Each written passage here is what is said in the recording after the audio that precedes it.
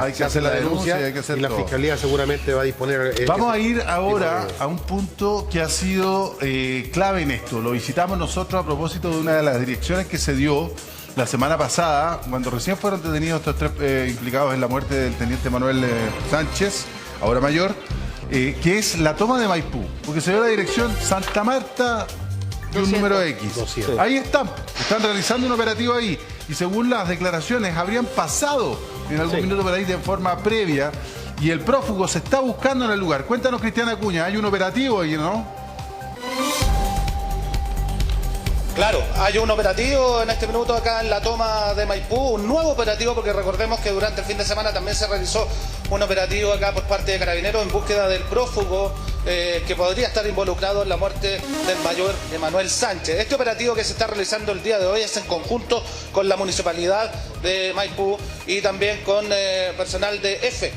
Porque acá se están notificando algunas familias para que se van a realizar trabajos en la línea férrea. Recordemos que esta toma atraviesa la línea férrea y también algunas calles y autopistas de acá, y que es ahí donde se está realizando este operativo, porque aquí se va a realizar trabajos para el tren que va hacia Viña del Mar, y es por eso que están notificando. Pero lo que hablábamos era que sí, la toma de Maipú ha sido un punto de interés respecto de el procedimiento y el asesinato del mayor Emanuel Sánchez. ¿Por qué? Porque algunos de los detenidos por Carabineros en San Bernardo, cuando regresaban de la sexta región, dieron como domicilio la toma de Maipú. Recordemos que acá estamos muy cerca también donde fue encontrado el cuerpo del teniente Ojeda. Entonces también estaría involucrado estos dos hechos, y es ahí donde la policía está intentando buscar los puntos que podrían unir las historias de quienes podrían estar detrás también del homicidio del mayor Sánchez. Es también un lugar donde el fin de semana una persona de interés en la investigación fue trasladada, conducida hacia las dependencias del OS9 de Carabineros. Y es por eso que acá es donde se está realizando este operativo. Repe. Ya, a ver, ¿qué es lo que se está haciendo en este minuto? Porque vemos ahí que hay personal territorial, al parecer, de Carabineros, pero también hay otras personas que estaban trabajando en el fondo en unos rucos. Están... ¿Cuáles son las diligencias? Porque ahí vemos como que se desarman, hay personal municipal también. Sí, hablé allá con un mayor de Carabineros, el mayor Tapia, y él me cuenta que acá están notificando a las personas porque se tiene que realizar un trabajo de limpieza para que puedan realizarse acá los trabajos en la línea férrea. Eso es lo que se está realizando acá en este minuto, solo ese operativo, y es por eso que está también la municipalidad y también parte de EFE, que EFE es quien tiene que realizar los trabajos en esta línea. Repe. Sí, bueno, y se busca incesantemente a este personaje que usted ve en la parte baja de la pantalla, que es Dayonis Junior Orozco Castillo. Si usted lo ve, la policía ha advertido que es un delincuente de alta peligrosidad. Tiene root chileno, root colombiano, root venezolano, y está prófugo y está siendo intensamente buscado por la policía, porque se presume que incluso este personaje podría estar detrás de los disparos que dieron muerte a Emanuel Sánchez, el ahora mayor de Carabineros, que falleció, recuerda, la noche del miércoles en Quinta Normal. Y este hecho que se haya dado una toma, digamos, como domicilio, nos vuelve la mirada otra vez sobre estos lugares que se han levantado en distintos puntos del país, y con mucha fuerza aquí en Maipú, donde ha habido operativos por incivilidades y también delitos, donde se encontró el cuerpo del secuestrado exteniente venezolano Ronald Ojeda, en una operación que el propio fiscal Barros, que ha desatado ya todo otro problema más, o sea, otro tema, digamos, súper grande, que es el origen de este homicidio, de personas que estarían ya en Venezuela, que vinieron a Chile a cometer este secuestro con homicidio, y que la tesis se han ido despejando. Y que al parecer sería de interés político. Y se aclaró que hubo tortura también. Y en otras tomas que tenemos, casas de tortura. Claro. Pero quiero terminar solamente en un punto que tú dijiste, Rebe, que al parecer fue parte de la huida la toma. Y a mí me explicaban la semana pasada que ¿por qué Rancagua? yo les decía que ahí funcionaba una célula de este grupo del Tren de Aragua. ¿Por qué Rancagua? Porque les gustan ciertas rutas de la región de O'Higgins que tienen menos control o que son de alguna manera más chicas para llegar a ciertos puntos y se dan la vuelta y vuelven a Santiago. Lo mismo con las tomas acá, probablemente las usan para escapar. Ahora, y abogado, cuando nosotros ya estamos frente a una banda criminal, crimen organizado, quienes están detrás del asesinato del teniente ahora mayor Sánchez, ¿por qué no se investiga de inmediato o ya se está haciendo a los motochorros? Porque ya vemos que no solamente se dedican al lanzazo, como bandas de crimen organizado. Bueno, eso es lo que hablábamos antes, ¿no? Uno hubiese esperado que se le pusiera más atención a estos delitos que ocurrían, por ejemplo, en Providencia, donde todos los días habían personas que eran detenidas robando teléfonos celulares, ¿cierto? Entregándoselo a un vehículo que lo acompañaba, y muchos de ellos quedaban en libertad. Y eso tiene una explicación jurídica, ¿no? Porque cuando tú cometes un delito que probablemente no tiene pena de crimen, muy probablemente no vas a quedar en prisión preventiva, salvo que tengas una posibilidad a través de esta irregularidad que estás en Chile sin tus documentos ciertos legales.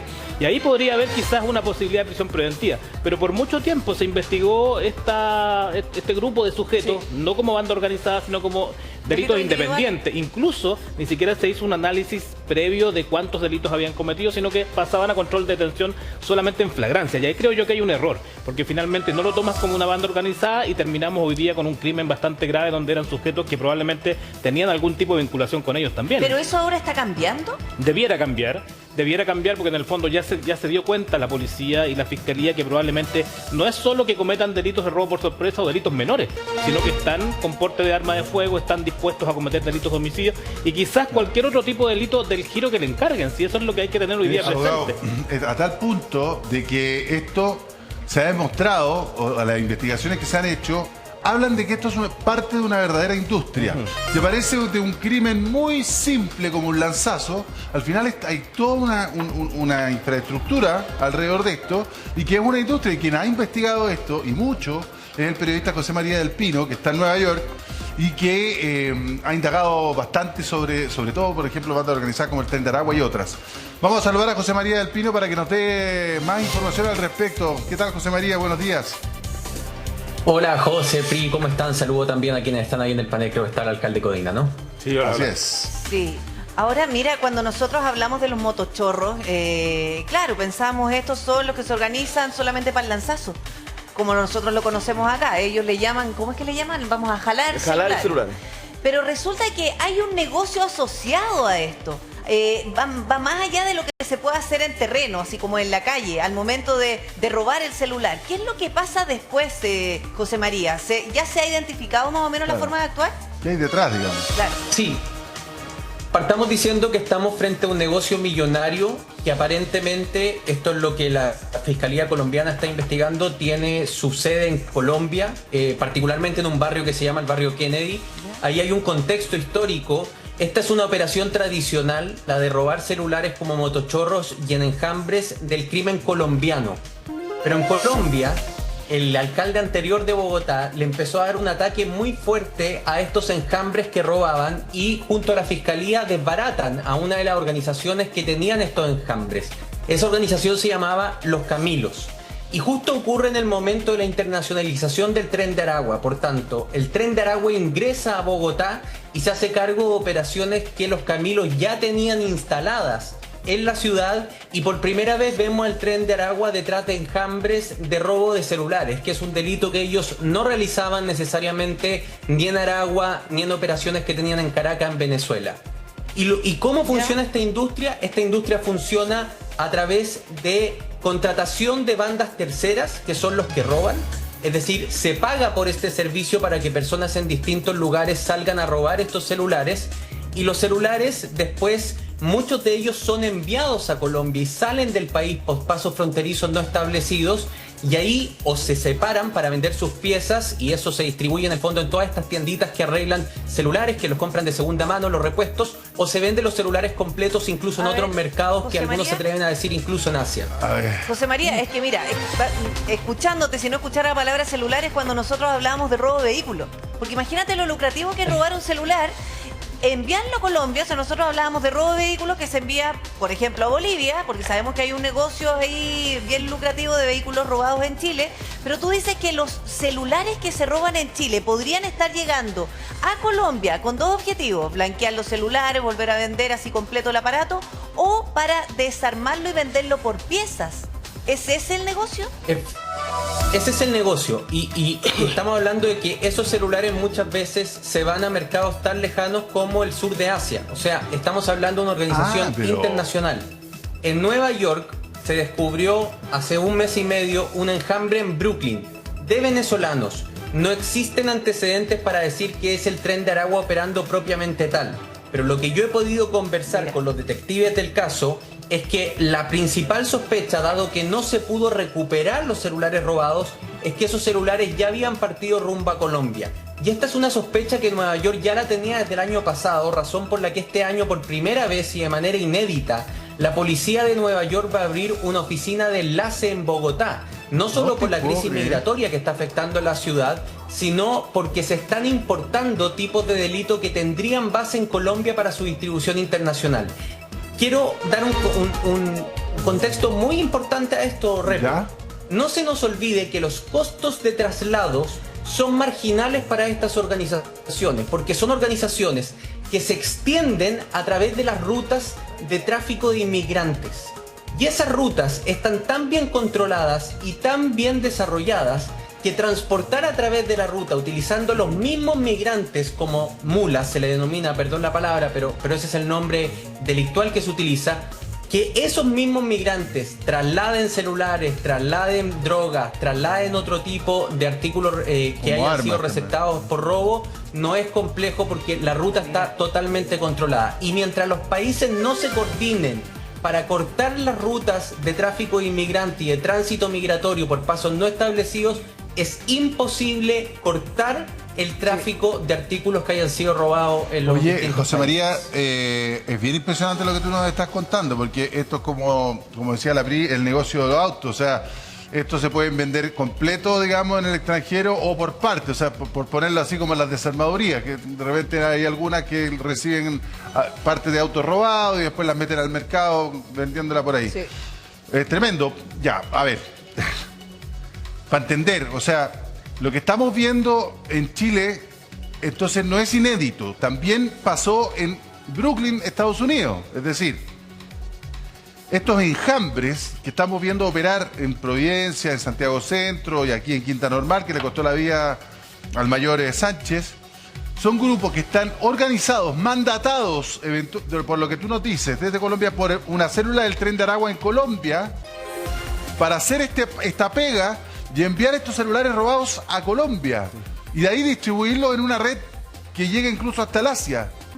O sea, así de sofisticado estamos hablando. O sea, es una pata del negocio que tiene el Tren de Aragua.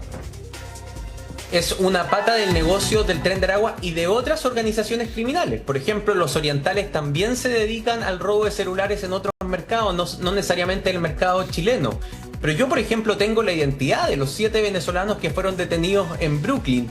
Y coincide además con la fase en que nosotros recién en Estados Unidos estamos empezando a tener la sospecha, los detectives, pero también los policías que cubrimos crimen organizado, de que el Tren de Aragua está incipientemente iniciando operaciones a través de terceros en territorio norteamericano. Y la fecha de ingreso de las personas que vinieron a robar a Brooklyn como enjambre coincide con la fecha de ingreso en que la patrulla de borde fronterizo en Estados Unidos empezó a arrestar a personas que tenían antecedentes penales por delitos vinculados al Tren de Aragua. Es decir, estamos eventualmente frente a grupos, células o franquiciados. Ya hemos hablado de cómo el Tren de Aragua franquicia sus servicios, que podrían estar llegando a Estados Unidos y que están utilizando los mismos delitos que estamos viendo en Chile. Acá en Estados Unidos ya están apareciendo personas muertas entre venezolanos, que es clásico de cómo nosotros empezamos a ver cómo mutó la cultura criminal en Chile. Sí. Ahora, cuando vemos que hay un negocio que, o sea, porque no es tan descabellado pensar, probablemente tú también ya lo has podido reportear, José María, que los celulares que están robando en Chile podrían estar llegando a Colombia. O sea, lo que quería manifestarles cuando les digo, tienen el control de las rutas de tráfico migratorio, es que es perfectamente posible. No podría decirle sí, tengo certeza, porque no hay ninguna investigación de fiscalía a la que yo haya podido acceder para hablar de esto con certeza jurídica. Claro. Lo que estoy diciendo es que si nosotros analizamos el modus operandi comparado, si nosotros vemos que desde Estados Unidos son capaces de mandar celulares, que la policía de Nueva York está abriendo oficinas de enlace en Bogotá precisamente por esta receptación de artículos, que además, antes de controlar la ruta hacia el norte, controlaron perfectamente la ruta hacia el sur, que termina en Chile, uno dice la verdad es que el transporte es lo de menos y es muy factible y es muy fácil que cualquier artículo robado pueda terminar en otro país. José María, si el fiscal Barro nos contó que 2 miembros del grupo que asesinó al teniente Ojeda entraron y salieron de Chile como Pedro por su casa, digamos, para cometer este crimen. Nos imaginamos. Y el teniente Ojeda también. Claro. O sea, yo me imagino aquí que el paso por la frontera de especies debe ser, pero grito y plata. Pero además, otra cosa, yo no sé, aquí me declaro ignorante y ustedes me pueden corregir. Armar un paquetito de encomienda con 100 celulares para enviarlo al extranjero, ¿será posible? Porque parece muy sencillo, digamos. Podéis mandarlo, claro, de cualquier forma. ¿No te cabe en una maleta? O sea, incluso, digamos, por mecanismos formales tú puedes sacar aparatos electrónicos, ¿sí? ¿O no, José María? Y por los puertos. Y por los puertos. Acá son rutas marítimas, las rutas de puertos, por eso que hemos hablado tanto del conflicto, ¿no es cierto?, que se nos está presentando en Chile en los distintos puertos y la falta de tecnología, por ejemplo, en el puerto de San Antonio. Después tú tienes los migrantes. Recordemos que las últimas oleadas migrantes tienen menos recursos. Muchas veces no tienen para pagar los $2.500 por persona que cuesta la ruta desde Bogotá hasta Santiago para los migrantes venezolanos. Una forma de pagar eso a la organización sin la necesidad de comprar este paquete es a través de la prestación de servicio. Uno de esos servicios es el transporte de mercancía. Otro de esos servicios, tristemente, es la explotación sexual de mujeres que en el país de destino tienen que trabajar como esclavas sexuales para el Tren de Aragua. Oye, pero qué tremendo. Sí. O sea, estamos hablando de que el celular que le roban a una persona en la calle, cualquiera sea, es parte, digamos, de un tremendo negocio de una multinacional del crimen, alcalde. ¿Qué le parece? Mira, creo que aquí hay 2 temas sumamente relevantes. Primero, para que la ciudadanía no se deje llevar por etiquetas muy simples, es que evidentemente el tema de la inmigración y de estas bandas criminales, incluso Estados Unidos te está mostrando que es un problema global. ¿Ya? ¿Estamos? Sí. Porque uno encuentra el argumento aquí en nuestro país, lamentablemente muchas veces, que como todo se termina politizando, no hay solución. ¿Me entiendes? ¿Ya? Porque todos te dicen, no, es que los invitaron a venir hace no sé cuánto tiempo. A ver, tenemos un problema que es una derivada de una crisis político-social que se ha vivido en Venezuela particularmente y en otras también en otros países. Y lo que amerita es acción contundente y rápida por parte del Estado. Yo lo he planteado aquí y en otras partes. Creo que lo que hay que hacer es encerrar al presidente de la República con los congresistas durante una semana y dejar la llave afuera para que se pongan de acuerdo en una serie de proyectos de ley que duermen en el Congreso. Recién hablábamos de la plata. ¿Qué pasa con el dinero? O de las barberías, o de la reducción de celulares, o de la venta de los autos que se van a Bolivia. Resulta que hace un año está en el Senado, en la Comisión de Seguridad, el proyecto de inteligencia financiera, del que estábamos hablando recién. Todavía ni siquiera se vota un artículo. Ni siquiera se vota un artículo. Y resulta que el ministro de Hacienda esta semana ha salido a aletear, y con esto te demuestro que creo que uno tiene que trabajar transversalmente. Estoy totalmente de acuerdo con el ministro Marcel.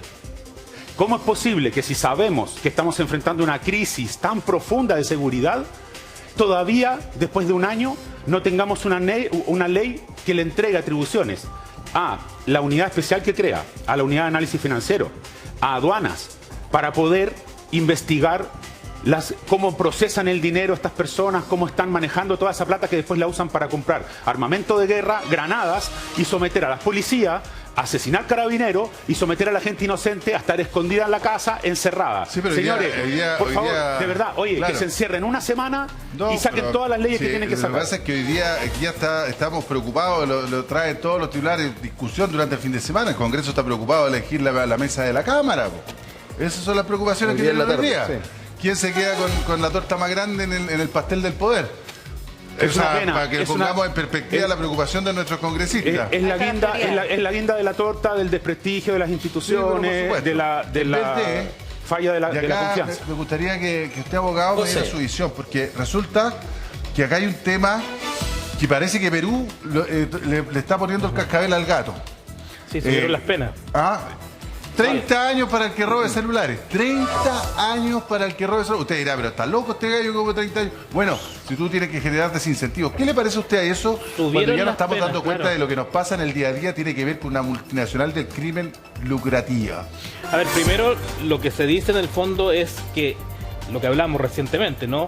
Hay que dejar la mirada simplista de un delito que puede no ser tan grave, que no tenga una pena tan grave. Hoy día el delito de robo por sorpresa parte en 541 días y uno puede decir, mira, tal vez no es una pena tan grave como para una prisión preventiva. Y hay que dejar de tener esa mirada simplista, sobre todo con la forma en la cual se cometen estos delitos.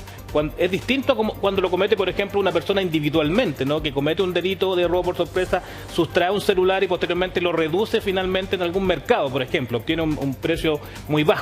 Ese es otro delito. Cuando tú tienes un grupo organizado que está planificando previamente ir a cometer delitos, como decía, ir a jalar teléfono, evidentemente con un respaldo, con una cobertura, es una cuestión absolutamente distinta. Entonces, tenemos que abordarlo de forma distinta y eso es parte del crimen organizado, como decía en el fondo ahí en la nota. Efectivamente aquí lo que hay es buscar el mayor lucro posible para la organización y eso se hace quizás sacando los teléfonos de Chile al extranjero donde obtienen un mayor lucro, ¿cierto? Una mayor utilidad de este delito que están cometiendo. Entonces no es fácil. Es lucrativo porque imagínese que sacar en una maleta cuántos celulares me caben o cuánta droga me cabe.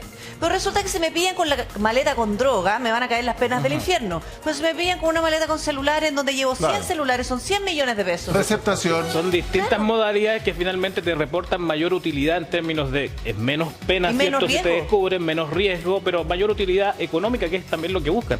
Entonces, cuando uno dice hay que abordarlo de mejor manera, claro, hay que abordarlo como una cuestión más compleja. Lo mismo con el tema de las barberías. Si tú quieres investigar las barberías, más allá de lo que dice el alcalde del Servicio de Impuestos Internos, está bien, pero eso es posterior. Me parece que perfectamente tú puedes abrir hoy día una investigación a propósito de lo que ocurrió también en la toma Maipú, porque se descubrieron ahí que habían locales donde se lavaba dinero. Sí. Entonces, a partir de ahí tú puedes decir, bueno, designa un fiscal que investigue finalmente todas las barberías del sector o de un sector determinado para saber si hay ahí o no figuras delictivas. Y tú puedes recabar la información pidiéndole al Servicio de Impuestos Internos que te remita esa información, tú analizarla evidentemente con tus profesionales y saber si ahí hay una figura que puede resultar de lavado de activos. Y luego el servicio iniciará otras acciones penales, pero puedes hacerlo hoy día en términos investigativos. Voy a investigar este tipo de negocios, voy a investigar este tipo de establecimientos comerciales donde se envía, por ejemplo, moneda, casas de cambio que están hoy día también instaladas de forma irregular. Puedes hacerlo. Si en el fondo falta un poco de inteligencia, digo yo, investigativa y policial para finalmente abordar de mejor manera y más expedita. Y hacer las cosas más de oficio que esperando la consecuencia de algo. Y tú lo puedes hacer, la Fiscalía puede abrir investigaciones. ¿Sabes lo que pasa? Porque, y esto lo que nos revela José María es tremendo.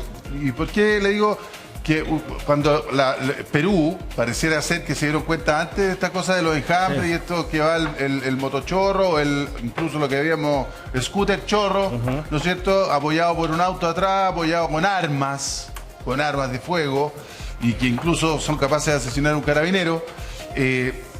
Entonces deciden endurecer este tipo de pena. Claro, uno dirá, bueno, pero es que no es lo mismo ser parte de una banda, digamos, de enjambre que un compadre que en el oportunismo sacó el celular. Claro. Bueno, pero es que al final después va a mutar, cuando se vaya hacia los enjambres, va a mutar a que van a pedirle a cualquier compadre que, oye, el que tú veas, lo agarrás y me lo traí, y el negocio no para. Entonces, evidentemente, pareciera ser que el endurecimiento de esas penas no es una locura. Además, pensando que los celulares hoy día no son los teléfonos de hace 20 años, porque acá está la oficina, está la tarjeta de crédito, está tu dirección. Y el valor que tienen. Está tu billetera. Está tu billetera, está todo. No, o sea, y atacan por las aplicaciones de delivery. Porque tú inmediatamente vas a bloquear ¿qué? Tus tarjetas, como tú bien dices, todas esas, pero las de delivery, que también hay que bloquearlas, evidentemente, pero eso es más lento. Y te hacen un pedido gigante, generalmente de alcohol. Exacto. Oye, José María, ¿hay algún tipo de idea para legislar respecto de este tema de los robos de estas especies como los celulares en Estados Unidos? Justo era el punto que quería tocarles. Primero, acotación. Sí, por lo general los celulares antes de ser enviados o de ser vendidos se hace lo que se llama el vaciamiento. Es decir, se saca toda la plata que se pueda de las tarjetas de crédito, todo lo que se pueda de las aplicaciones móviles. Eso es parte del negocio del enjambre, es parte de los incentivos para la organización que sale a robar. Porque eso queda para el que roba, no queda para la organización principal. Es decir, es parte del mecanismo de pago. Efectivamente. Lo segundo es, escuchaba atentamente al alcalde de Puente Alto.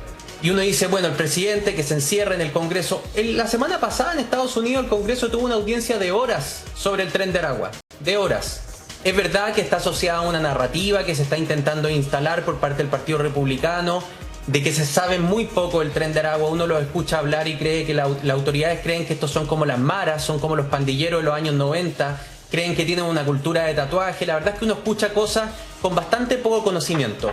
Pero la preocupación de Estados Unidos de que el Tren de Aragua y otras organizaciones de crimen organizado venezolanas estén llegando acá es genuina, a tal punto que 2 de los principales asesores de seguridad interna del presidente Biden tuvieron que ir al Congreso a responder las preguntas de los senadores.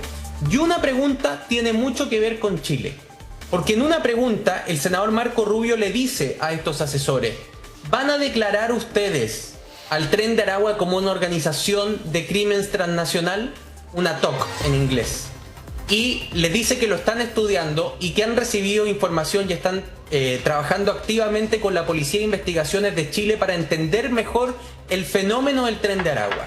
¿Y por qué es importante declarar para Estados Unidos al Tren de Aragua una organización transnacional?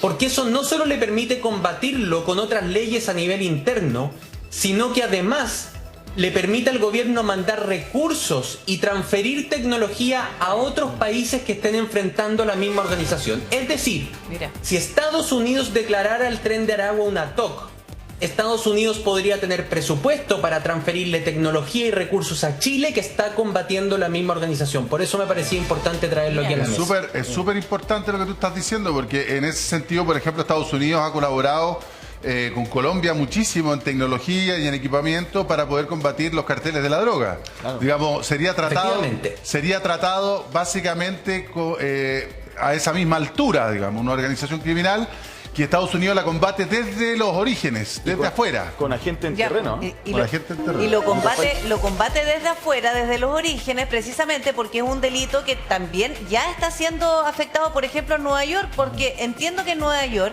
quienes se dedican a esto reciben una paga diaria, que son cerca de $600 diarios por robar celulares, independientemente de cuántos roben. Pero imagínate, ya hay una especie de trabajo ahí en Nueva York, claro, a sueldo. Eso es lo que les decía yo. Olvídense, los enjambres no son necesariamente miembros del Tren de Aragua.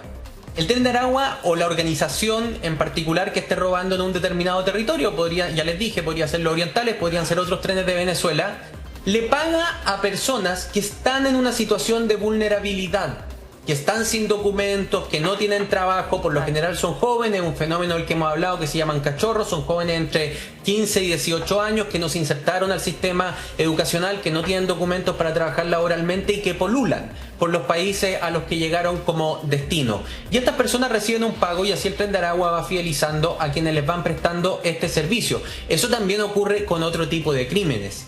También ocurre con los asesinatos por encargo menos importantes, porque recordemos que hay sicarios internacionales y sicarios nacionales. Lo que ocurrió en Chile con el teniente Ojeda es que se lleva un sicario internacional a Chile para hacer el secuestro y el asesinato, que después vuelve a Venezuela junto a los dos miembros del Tren de Aragua que lo apoyaron en Chile. Pero para el sicariato más básico, la pasada de cuenta entre distintas organizaciones, muchas veces el Tren de Aragua contrata a algún joven de 16, 17 años que no pertenece a la organización y le pide que muestre en el fondo la choreza, ¿no? Que muestre que es capaz de hacerlo. Por eso que estos videos se viralizan grabados, se suben a redes sociales, porque es la forma de fidelizar. Oye, es bien increíble y uno empieza a pensar en todo lo que ha pasado y lo que está pasando acá. Y uno empieza, claro, a darse cuenta o a preguntarse, bueno, ¿y dónde se vende tanto celular robado? Y uno dirá, bueno, puede ser que algún negocio de arreglo de teléfono tenga, si tengo uno que disponible, que dieron de baja, ok, ya, pero con la cantidad de teléfonos que se roban al día, la verdad es que como el mercado se hace chico. Claro, el mercado se hace chico, entonces que salgan a otros países tiene todo el sentido del mundo. Pero más allá de eso también, hace mucho tiempo nosotros que venimos escuchando a la alcaldesa Matei, que con sus picadores municipales y con carabineros, digamos, territorial de la comisaría de Providencia, vienen, dice, a escuchar a la alcaldesa, dice, nosotros sabemos cómo se llaman, son más de 100, hemos pillado a como 70, los detenidos, sabemos cómo se llaman, sabemos dónde viven, sabemos qué situación regular o irregular está en el país, sabemos las motos que usan, incluso nos contaba que cuando hicieron el upgrade para poder arrancar mejor, ya no tenían las motitos así nomás, ahora tienen de alta cilindrada, que los autos que les prestan cobertura son buenos autitos para no despertar sospechas, no van a andar en un auto, digamos, así medio taleque, buen auto.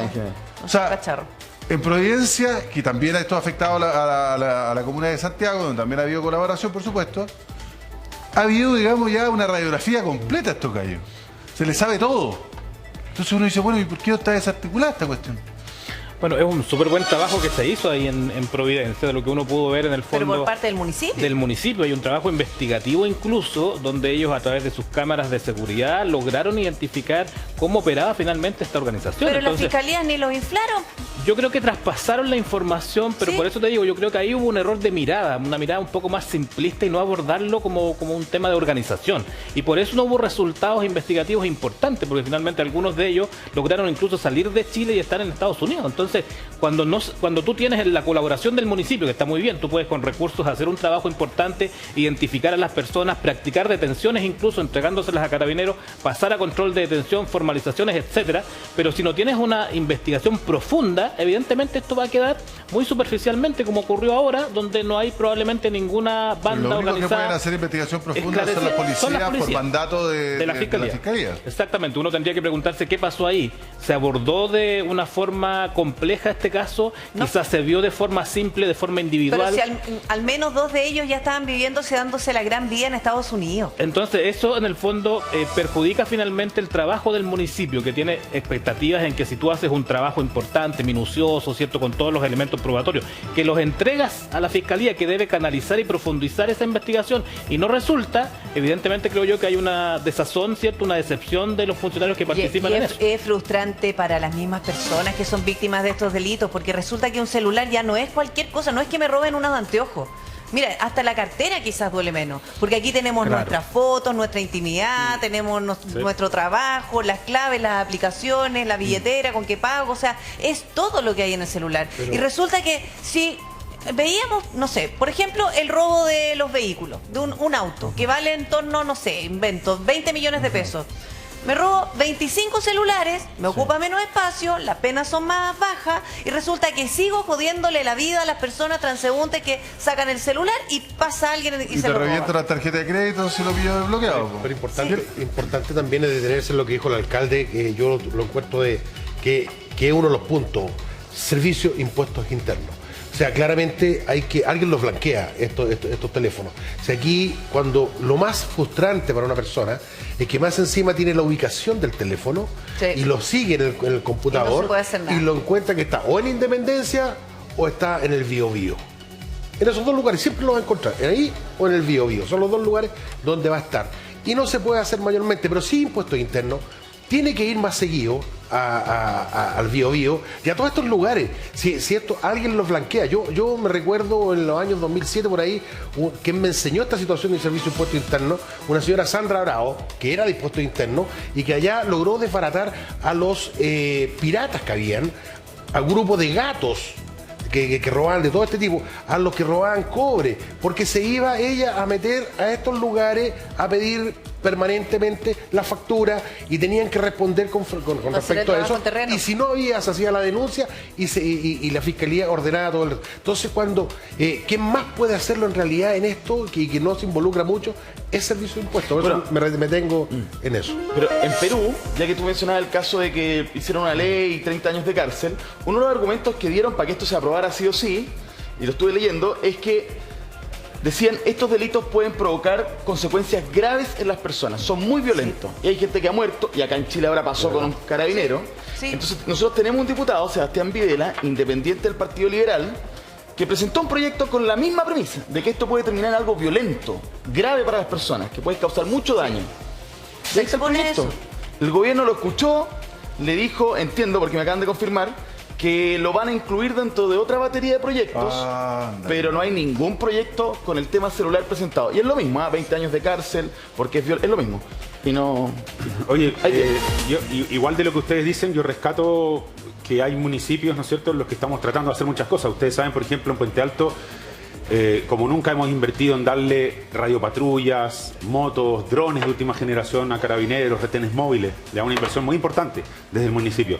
Pero siempre seguimos con la pata coja de que no nos dan las atribuciones como para poder colaborar efectivamente con las policías. Incluso el debate con el gobierno hoy día, después de ver incluso estas imágenes terribles de cómo matan a un carabinero, dime tú si no es razonable pensar en que el funcionario municipal que va a estar fiscalizando a esa gente del Tren de Aragua probablemente, o a esas bandas criminales que tienen una barbería o que tienen un local o que están vendiendo cigarros robados en la calle, no debiera tener la forma de poder defenderse de las agresiones. Y no digo con un arma letal, no estoy diciendo con un revólver, pero con algo que te permita defenderte. Y resulta que una de las cosas que más nos distancian la discusión de esto con el gobierno tiene que ver con que ellos dicen que no van a dotar a los funcionarios municipales de ningún tipo de arma, aunque sea no letal. ¿Me entiendes? O sea, el tester, esa cosita eléctrica, o la luma, algo. Pero resulta que tú tienes hoy día a los funcionarios municipales, muchos de ellos ya con medidas de protección, porque son amenazados ellos o sus familiares. Tú sabes, nosotros tenemos 2 funcionarios, por ejemplo, en los equipos de seguridad que a través de las redes sociales localizaron a su familia y sufrieron amenaza, ¿ya? Entonces, a mí me preocupa mucho la lentitud que hay, y por eso lo digo de manera...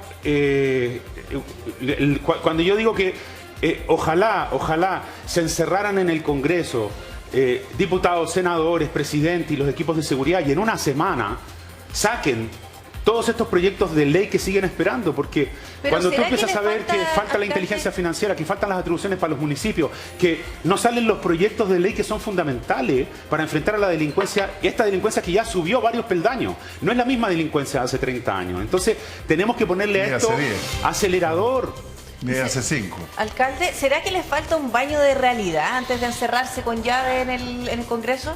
Porque resulta que, tal como dice usted, ya no nos estamos enfrentando a los mismos delincuentes. Nos estamos enfrentando a crimen organizado, a algunos miembros del Tren de Aragua que no van a salir con una pistola o un revólver. A veces salen con fusiles. Y ahora estamos cachando otra cosa. Perdón por el chilenismo. Estamos cachando cómo es el negocio. Más o menos. Claro. O sea, ya sabemos que lo que nos dice José María, los celulares no son para que alguien ponga un petito, digamos, en el suelo, un mantelcito en la feria, no para que te lo vendan por internet. venden celulares usados, no son para eso. Ya sabemos que tienen un destino, que es parte de una organización, que incluso si es que el tema de los enjambres les hace mucho ruido, van a pasar al paso 2, que es gente vulnerable. Oye, te pago $300, tráeme 5 teléfonos hoy día. A cualquier compadre chileno, joven, sin trabajo, un nini, por ejemplo, X, que es lo que hablaba José María de los cachorros en Estados Unidos. O sea, esto puede mutar. O sea, sabemos que hay casas de cambio que están o de envío de remesa en las tomas que están totalmente regulares. O sea, ¿qué es lo que hay ahí? Obvio, envío de dólares hacia, me imagino yo, el headquarter, como se dice, el cuartel general, ¿no es cierto?, de la banda de turno que esté, que en este caso mayormente el Tren de Aragua y otras tantas. De hecho, el tema de las armas es tan, digamos, peliagudo que no solamente vemos que ahora los motochorros andan escoltados por tipos armados que son capaces de matar a un carabinero, acribillado, como dijo la Fiscalía. No, en un intercambio le llegó un tiro, 2 tiros. No. Acribillado, dijo la Fiscalía. La Fiscalía, palabra de la Fiscalía. Del fiscal Olivari. Entonces, además vemos, y no solamente pululan las armas y la disponibilidad, digamos, y la disposición a usarlas, sino que además armas de grueso calibre, que como dijo usted, Guillermo, ni el ejército las tiene.